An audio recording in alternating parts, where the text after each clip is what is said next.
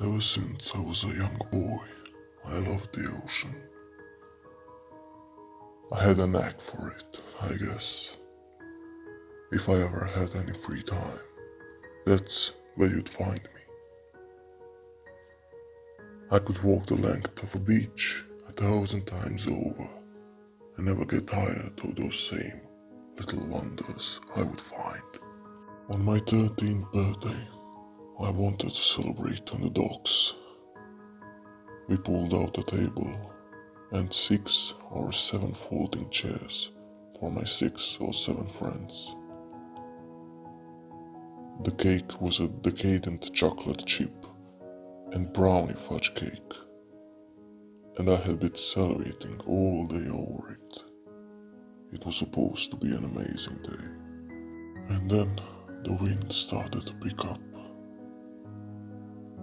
At first it wasn't much, a little breezy. Then those breezes turned to gusts, and those gusts turned to tree shakers, as I called them. Eventually, the wind started to blow hard enough that it almost knocked one of my presents into the water. Eventually, my mom told us we had to pack up and get to the house. And it was just too windy. I was furious, but she was right. Just seconds after she told us that, the cheap plastic folding table collapsed in on itself, and my delicious cake slid right off of it and fell into the water with a dull bloop. The water was a good 5 meters down from where the dock was, and that water was even deep enough that it seemed to shelter a kelp forest of sorts. I stared over the edge as the cake slowly sank lower and lower and lower. It started to slowly melt apart the deeper it went, with small fish darting over and ripping a small piece off, still covered in its thick icing. I picked up a small rock that lay next to me, and in a fit of anger, threw it at the cake as hard as possible. It splooshed and sunk towards the small swarm of fish, enveloping it. The wind stopped completely. I noticed immediately. There was no ramp down in the wind. It was blowing fully, and then not at all. The water grew still, like a sheet of glass. I looked in the water, and the kelp below had stopped its usual shimmy. The grey sky remained, and the sun could not be seen. I picked up another rock and threw it at the water again. But this time, it just bounced right off. It bounced off like the water was made of ice or crystal. Not even a scratch. The rock bounced, and with its remaining momentum, began to slide away from shore and out to sea. My eyes locked on it. It just kept going until it sort of just stopped, as suddenly as the wind, maybe 100 or so meters out. Next thing I know, I'm standing at the shore, testing how strong the water is. Seems strong enough. I knelt down to feel it, and it was warm. Well, not warm. More like the temperature water is when it's water, not when it's ice. I stepped out onto the surface and began to walk. The air was dead still and just as quiet.